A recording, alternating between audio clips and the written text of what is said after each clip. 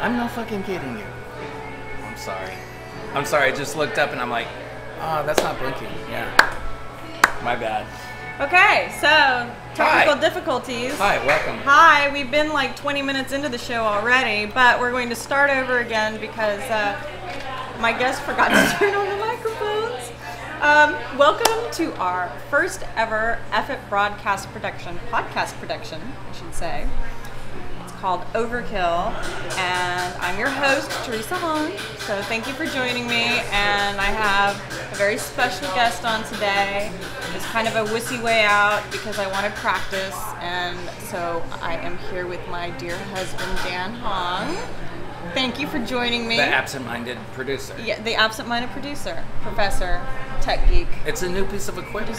Yes, it is. I'll give him that. It's a new Everybody does it. I hear it on all the big podcasts. Really? Yeah. Really? They all screw up like that? Really? Okay. Jay, Adam, Aisha. Ask Caleb. Yeah, okay. Yeah, Caleb. Okay. I'll be asking you guys. All right. Okay. So we're at the lovely and historic Partisan in downtown Merced, which I absolutely adore, and I adore it because this was one of the first dates that Dan ever took me on was here, when he took me back to this little town of Merced that has grown near and dear to my heart. So we are here, and I encourage you guys to come. The libations are strong, and the pour is very liberal, so come down, have fun. Is that a political statement? It could be. The liberal poor? It could be a good liberal pour. It could be. That should be it. It should be. It could be. It'd be a great name for a bar. The liberal pour. Yeah. I'm sure there is a bar out there that's liberal pour. Not in Merced. Yeah, well, there should be. There should be more. Although Partisan is number one. So all the entrepreneurs out there need to think about opening the liberal pour. Absolutely. The liberal pour. You're already changing the name. Yeah. Did the microphone throw you off? Didn't I say liberal pour? I thought you said local pour. No. Oh, okay. We'll have to rewind on that and see. I'll rewind it. So. Let's make sure it's on. Yeah, it's going. It's on. It's fine. We're good. Okay, great. So, everybody, well, I wouldn't say everybody, but a lot of people around here know you as the video guy. So, tell me what you have been doing with Ubiquicast and the videos since you arrived back. You're a lifelong Mercedian. Lifelong Mercedian. Started in video production here 21 years ago, and moved away for a while. Moved to Modesto, Sacramento, San Antonio, came back, and for the last 19 months, been back in town, and just doing a lot of local work. A lot of people, most people know me. I get introduced a lot as the Gromer Merced guy because of the... Tell me about the Gromer Merced. I feel like this is like a date thing, like it's a speed date thing. Yeah. Like dude. Okay, we got to change tables. Where's the easy button? Right. Okay. All right. So tell me about the Gromer Merced video. When I first got into town, I got aligned with a group of people who were involved with the Chamber of Commerce. They were trying to rebuild an old quarterly meeting that they used to do called Wake Up Merced that had sort of become tired and sort of outgrown its utility, and they wanted to revitalize it and make it more happening. So as a thing to get back involved in the community, I said, oh yeah, I'll help you out with that. So I produced a video for the first one we did in September. I think we did one in September. And it was great. I interviewed a lot of local people and talked about Merced and what it's like to do business in Merced, and it was really cool. And then for the second meeting in December, sort of fell behind the ball a little bit, got busy with some other projects, and really hadn't done anything for the big kickoff. And you procrastinated. I procrastinated, and I needed a video. Right. Yeah. And so it got down to pretty close to the 12th hour, and really it was within 12 hours of the event. And I sort of had been rolling this thing around in my head. A lot of people had been talking about buying local and how important it was and all of that. So. Well, I remember you also telling, we were discussing back and forth about how disgusted we both were, me being new and you being old, about all of the... What do you mean by that? a generational Mercedian, I guess. Is that a good way to put it? Okay, you've been here for a long time. You grew up. Okay, no harm, no foul. But we were talking back and forth about getting slammed on the Forbes worst cities to live in list. We, people were very, I would say, bitter and angry about that. But it just seemed like nobody was doing anything. Nobody was fighting back, right. And even some attempts that I made to do something hostile, where everybody was kind of, we don't really want to take afraid. that. We don't want to validate them by saying no. Right. So anyway, it was fortuitous that I hadn't done anything. I had been rolling this thing around in my head. There was really a story about me. It is you. It didn't have that much to do with the business community, although it was telling my story through the business community. Well, I think it hit everybody to the core because it was very personal and it was very close to your heart. Yeah. So I just told the story about what happens when you spend money out of town and how the public servants still get paid and the money leaves the community and we all get boned in the long run, And it was a last minute thing that I put together. I played it. I didn't show it for anybody. I played it that morning, and as of now, almost 5,000 people have viewed it. Right. We won the California State Award for Local Economic Development. You won. Yes, congratulations. Dave Moline and I went and accepted. Up against a lot of people that had 40 or 50 people on their committee and several $100,000 budget. Yes. So it was funny. Yes, and you did it in your underwear in front of the computer at home. How do you know that? I just saw it. You witnessed it. Yeah, I witnessed it. So that's the story of Gromer Merced, and I'm happy the way that it's affected people and sort of it's seeded this Gromer Merced movement, this buy local movement that's going around. A lot of people are talking about it, and it's a good thing. I mean, we came back here, and the reason that we stayed here is because we feel like there's something going on here. I mean, the Partisan is one of the things. Obviously, the Merced Theater's opening. The things that are going on at Playhouse. It feels to me like there's an undercurrent of cool new stuff that's getting ready to happen. Well, and it also feels like home.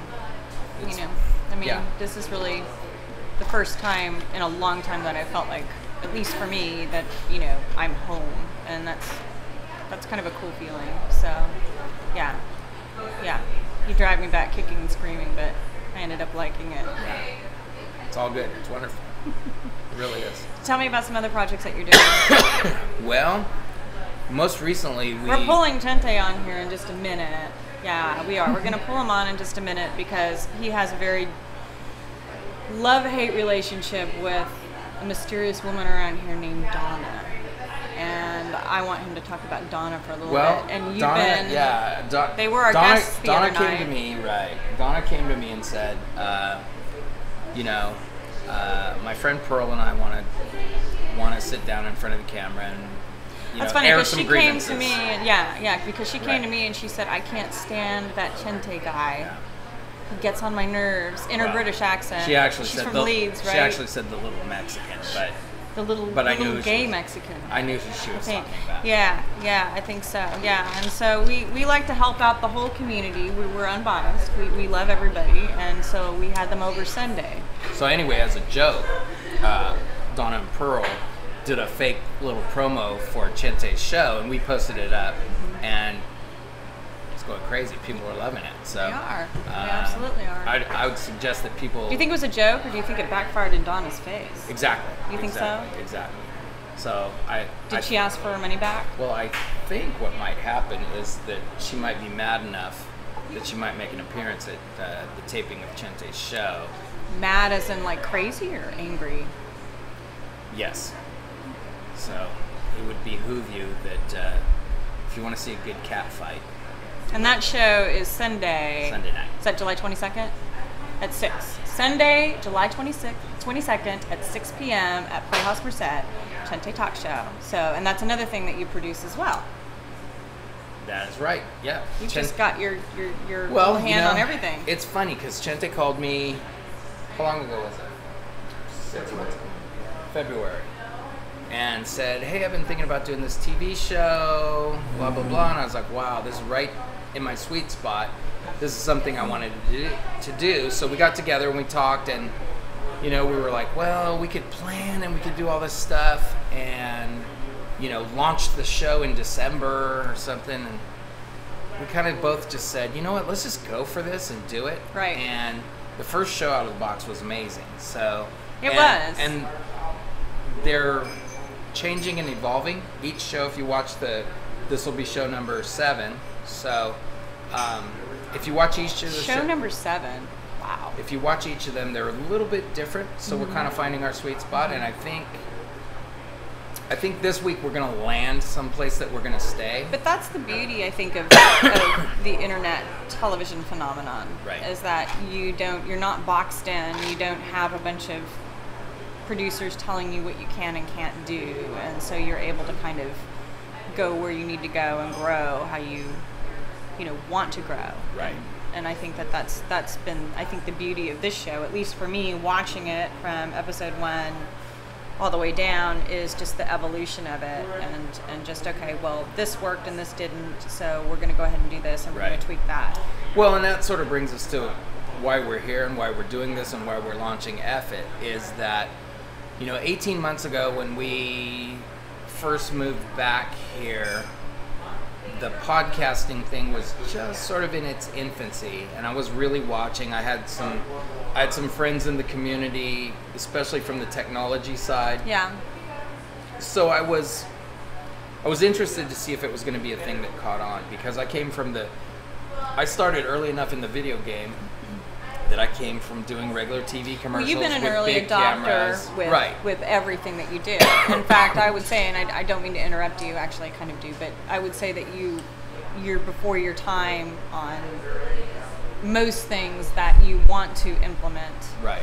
And I think that's kind of the case here. Well, I mean, it's how we met. I was an early adopter to computerized editing, and the company that manufactured the first computerized editing software that I used was a company called New Tech, who was in Topeka, Kansas at the time, but now in San Antonio. And you worked for that company for a while. I did. And we worked on a project together, and that's where we met.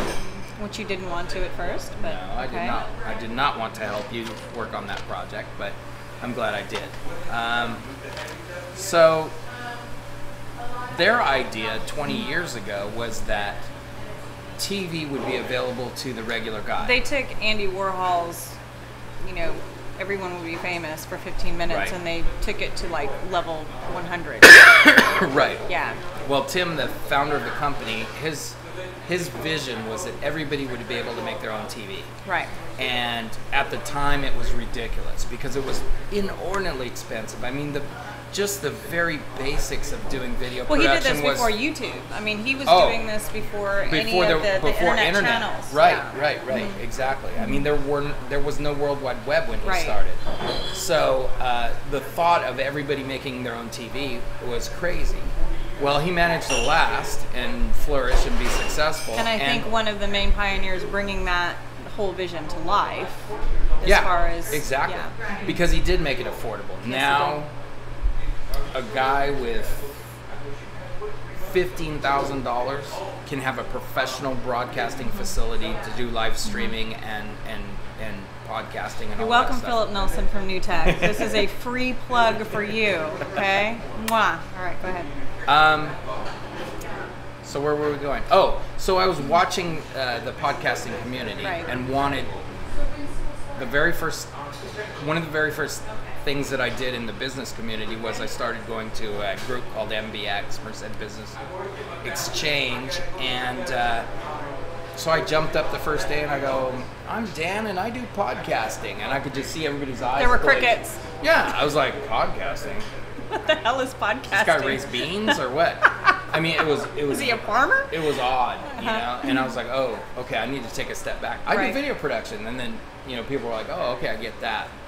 So the whole process has been to get to this point is to sort of lead people through Yeah. the logical steps. It's been baby steps. To get them to understand social media. Right. And podcasting is now something that lives on its own. I mean, obviously, Chente's getting, 400 or 500 people to view each of his shows. Well, so. and thank God that there were some people that understood. I mean, obviously, Chente understood, but even part of the business community, I mean, Scott Crawford understood. Scott Crawford was an early adopter. Yeah, there were several in the business community that really understood that power of, okay, you don't have to do a 30-second commercial.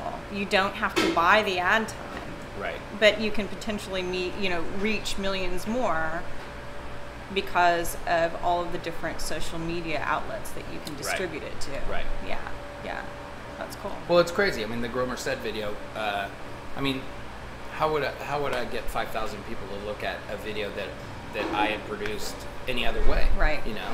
Right. Well, and you've had Would I make 5,000 DVDs and send them in the mail, and people aren't going to watch those? Right. You know? Right. But people will share now, and people are just now starting to understand the power of social media. Mm-hmm. And obviously it's something that in our business is starting to take hold, because people are understanding that it's very good for your business. You know? Right. But I think the reason that we're helping a lot of people do it is because it's something that we say to each other all the time, is we're putting the social back in social media. Back porch. Back porch. About the back porch? The front porch. Is that a buzzword? It's the front porch. I had Pearl. See, Pearl came over on Sunday night. See, so I've got that Texas thing. And I must say, if you haven't seen her, she's very near and dear to my heart because she's from Texas. So we have a lot to talk about. So Donna, I always feel a little bit intimidated around because she's from Leeds. She's fancy, yeah. And she's royalty, and I don't know how to. Right. Pearl, I can talk about, yeah. So front porch mentality, yes, right. Bringing the front porch back. Right, and that's what we talk about a lot, that we lost a lot in our society when we started putting the porch on the back instead of on the front. People used to sit in the front yard at night. You know, the parents would all sit on the porch and talk, and the kids would play out in the street. Right. It doesn't happen anymore. No. A lot of times you don't know your neighbors. So. Right. Well, and it's very Which is interesting. sad, because people will sit in the house and text their neighbor and read their neighbor's Facebook, but they won't walk next door and talk to them. And I just, and I think that that's why I'm such an advocate of both. You know, I wish that we could kind of mesh them both, and that's, if anything, as far as the message should be, it should be, putting that social back into the media, but going out and still having that, very intimate, well, let's have a drink, let's come over to my house for dinner, you know, let's do some, I don't know, community hoedown thing or something, whatever. Right. And I think that's starting to happen here, and that's really, really a cool thing, because in bigger cities with social media, it really and truly is just about the, I don't want to go to the high school reunion. I see all these people on Facebook all the time. Here it's different, because I feel like there's more of a community-minded, and I'm not even saying like the kumbaya community-minded crap. I'm saying it's very much, it's so small that, hey, you can't help but do business with somebody that you're Facebook friends with. And, that person in turn is going to thank you and plug you, and it's just, it works. Well, it's the same thing that used to happen in the olden days, and by the olden days I mean, when I was 1982.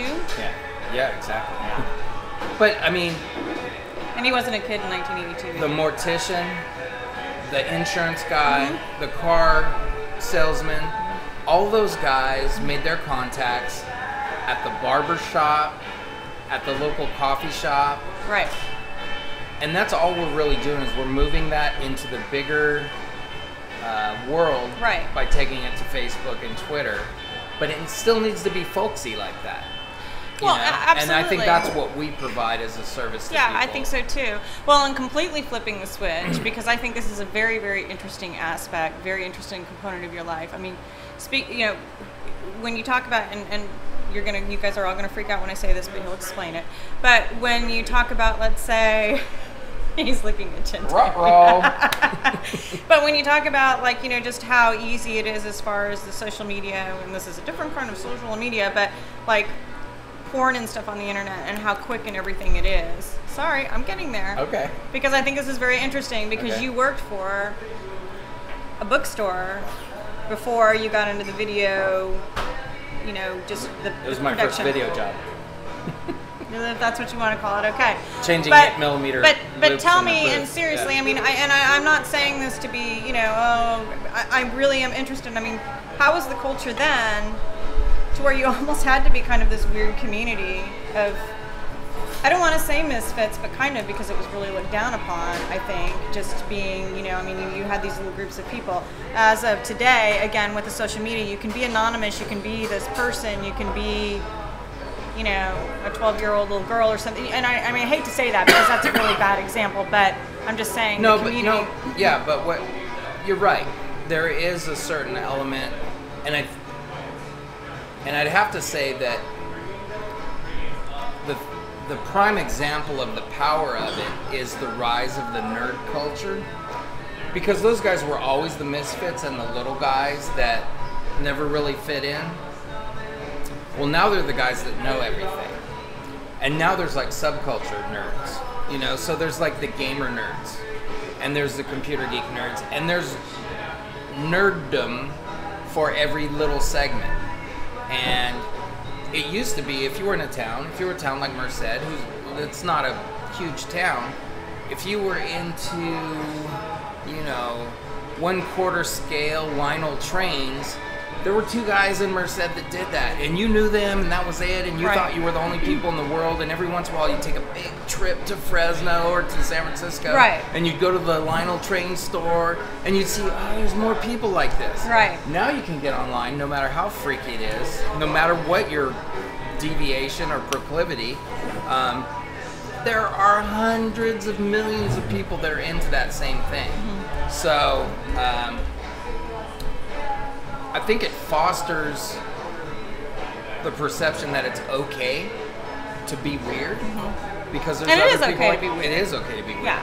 But you never could do that in a small town. I Right. mean, and very much so. I mean, getting back to, I don't want to dwell on the bookstore. No, and that No, was no. just an example. I don't want to dwell on the bookstore life and lifestyle, but I mean, being a small town guy,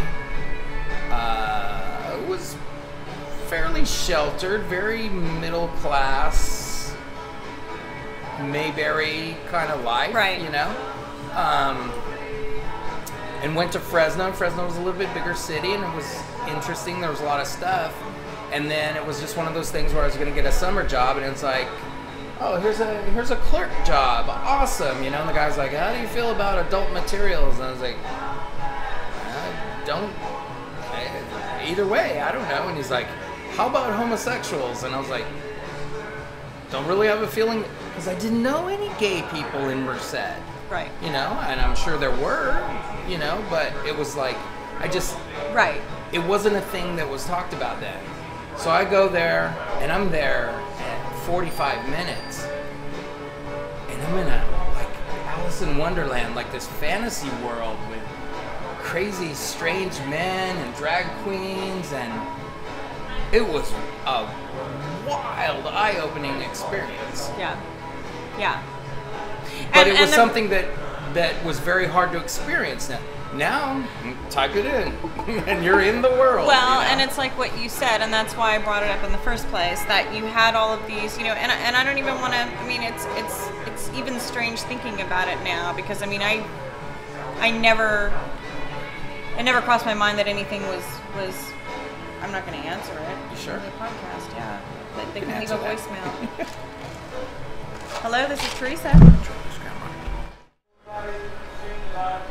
Sorry. I shouldn't have answered it. That's okay. That's okay. That camera had stopped like 2 minutes ago, so. Okay. Oh, did that it? camera stops every 22 minutes. Oh, no. No, it's Did just. we lose a lot? No. Because that was good stuff. No, we didn't lose. Just like the last maybe 90 seconds. Are we boring you? Or is it? This is really interesting. Is it? Is it cool? Okay. All right. Okay. All right. Are we on again? We're on. Okay. Cool. Don't edit any of this out. Just make it real. Just make it real. Keeping it real. Yeah, keeping it real. But no, what I was saying was, coming now, I think that not only social media kind of reaches that millions and millions of people, but I think that it brings out these things that were so kind of mysterious before. It brings out all of this stuff that people may have had like aversions to or just didn't know. And it's kind of brought it out. And I think that even especially for today's kids, I think, thank God, that, and not saying, oh, thank God there's porn or thank God there's this or that, but thank God that there's some kind of social networks out there to where people can identify and they know that they're not the only ones. Find a support right group. Yeah. Right, exactly. Yeah. And I think that in that sense, the front porch mentality that was this kind of perfect, just Andy Griffith Opie type world, I think that it's a little bit raw, but I think that it's a good thing because it's bringing things out that I think a lot of people may have been subjected to a lot of really horrible things as far as hiding who they were or hiding what they like to do, or regardless of whether it's, a freaking ring in a nose or, a big tattoo or, just being gay or just anything. Yeah. And I think that that's a really, really, I think that's a very powerful aspect, I think, of social media as well. Well, and two things. Maybe one, because I might have just lost one in old age. But it's what attracts me to the podcasting world. We talk about this all the time, is famous people that we follow on their podcasts, there's sort of a whole different there's a whole different ethos around doing podcasting, because in 1975, if you were a comedian, the pinnacle of your career was to get on Johnny Carson, and you got on and you did 3.5 minutes. Right. And if you were really solid, it would make or break you. You got to sit on the couch for another 90 seconds. It would make or break you. And you had to be very guarded, and you had to deliver your A material. Right. And we really didn't get to know anything about you. Right. But you and I have been listening to a lot of podcasts. Right. From a ton of different people.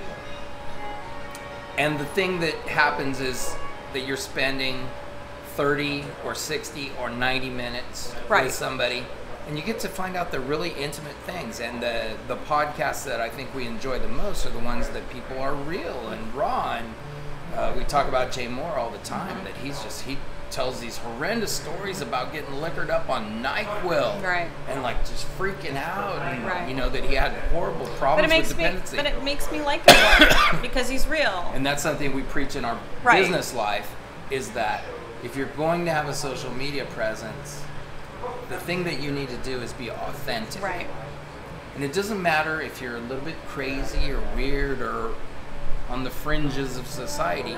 If you're authentic in who you are, first of all, you're probably going to scare away some people. Exactly. But you're going to scare away the people that you didn't want to do business with anyway. Right.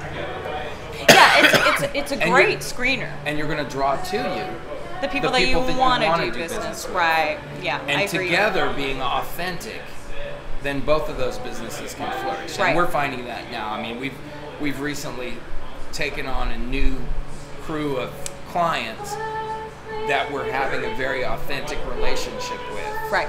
And we can see that it's flourishing. Yeah, absolutely. The stuff that we've done with the Chente show.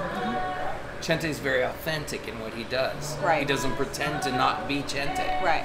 And that dynamic is very exciting, because even in the beginning of the big podcasts, everybody had the corporate face on. Well, we're not going to say the bad words, and we're not going to talk about the horrible things we've done. Why not? That's no fun. It's human. Yeah. Well, it's being human. And I think that's... It's putting your dirty laundry on the front porch. Right, exactly. And not being afraid to do so. Right. I think that is really the most important thing about social media. And I think that's why some social media, as far as the big corporations and big companies, people don't really like them or like to follow them, because it's just so sterile and so corporate. Bland, exactly. There's nothing there. It's, hey, buy my shoes, buy my shoes, buy my shoes. Yeah. What are you about? Right. Exactly. Yeah. I get you. It's all good. It is all good. So tell me how you got here. how I got here. You swept me off my feet. I got here. Okay. Now, well, which time? The last time? The last time is the most interesting story. Sure. I was working for a company that made or makes communications technologies for deaf people. So it's really cool. So for those of you who don't know, deaf people, when they call hearing people or hearing people call deaf people, they use a service called video relay service. And it's a three-way almost, not in a bad way, a three-way service to where, it's never a bad way, to where the hearing person calls, reaches an interpreter, and then the interpreter dials the deaf person. So the deaf person sees the interpreter while the hearing person hears the interpreter. Talks to the interpreter. And so this company makes all of this very innovative technology for that to happen, and it's on iPhones and Androids and tablets, and they do the whole gamut. And I respect the hell out of the company, I really do. I was public relations manager there, and also copywriter, and really more copywriter, because I don't think that they understood the value of public relations, and they were very guarded because they are governed under, the Federal Communications Commission and that kind of thing. So they were always very afraid to share stories and that kind of thing, which was a big shame because they had some great stories. But they were reorganizing, and there's a little chunky man who wears sweater vests all the time, who we called the Wolf. The Wolf. The Wolf. And he came in, the Wolf, that sign, the Wolf. It's in sign language. He came in, yes, yay.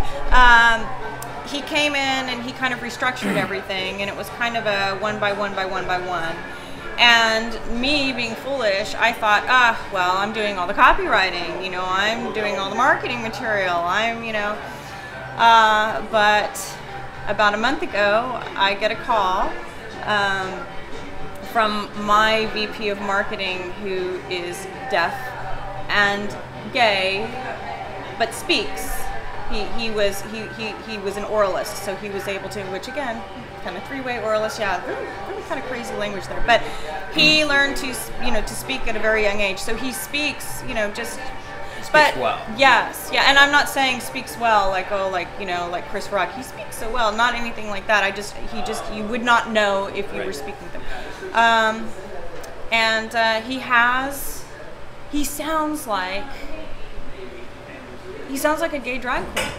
He has that cadence, and I am always thinking to myself, you can't hear yourself. How do you pick that up? How the hell did that happen? Yeah. So I get a call, and it's from the corporate, headquarter conference room, and I look down, and I'm like, did I miss a conference? I don't know. And I'm, hello, and Bob's on the other line. Whoops. Frank's on the other line, and he says, hello, Theresa. This is beep, and I'm with interpreter beep. And I said, oh, hey, how you doing? And I'm with the HR people. And I was like, and my heart just like, I don't know if it sunk to my feet or if it went up in my throat, but either way, the phone was in the closet, which is like a joke within itself. I just kind of slumped down and was like, okay. And basically, he said that they had restructured the company, Wolf, and that he fully supported it, which I thought, don't ever tell anybody that they fully support that. I'm firing you and I support it. Yeah. Really? It's like Bartles and James. Are you old enough to remember Bartles and James? Of course I'm old enough to. I drank Bartles and James. Come on. When you were 12 years old. I was 15. But yeah, and so that happened, and you were on your way to San Antonio for a visit, and you were basically thinking about packing everything up and moving to San Antonio. Yeah. And I called, and I told you what had happened, and you said, well, do you want to just come to California? And I said, no. I said, I think that you need to come here, and we need to pack up, and we need to go back, because this is totally... I mean, I don't know how much more of a kick in the ass from the universe I could have gotten. So we came back, and Packed up, Yep, and you rented a truck, and moved back. Yes, and you're an excellent videographer, and you have great ideas and make pretty pictures, but you needed a manager. No business sense whatsoever. So that's why I came back. And Great. Rest is history. Thank you. Thank you. Yeah. So yeah. Well, this was great. This is like first podcast. Everything's cool. Is that it? Are we calling it a wrap? We've got tons of other things to talk about, but yeah, we can call it a wrap. Okay, We great. can call it a wrap. But remember, okay, Sunday, July 22nd at 6 p.m. Chente show. Special appearance, I hear, from Donna and Pearl. I hope. If we can drag those old bags out. They're not old bags. Are they going to hear that? They're beautiful. Pearl just needs to straighten her wig a little bit. That's all. She just needs. And her she needs a scoliosis. stylist. And her scoliosis. Yeah, I don't think she can straighten that out. I think she's kind of stuck with that. Yes. And then and what else? Any other announcements? Anything else? Rehearsals begin next week. Nobody's going to care about the rehearsals, but okay. But the new season of Playhouse Merced opens very soon, and the lineup is phenomenal. So everybody needs to go and check that out too. Yeah. Yay. If you guys don't know that, that's how deaf people say yay. You can't clap. I was doing jazz hands. Oh, is that what you were doing? Oh, see, I'm so ingrained in that. Singular sensation. Yeah, we're not doing a chorus line. I'm doing chorus line. Oh, okay. You're doing chorus line. My one-man show. Okay, so that date has not been announced yet, but we'll cover that later. So thank you very much. Sweet. I love you. Oh, really? Shaking hands? Kiss my hand. Really? Yeah. All right, I love you. Okay. All right. Let's toast. Cheers. One down. One down. All right.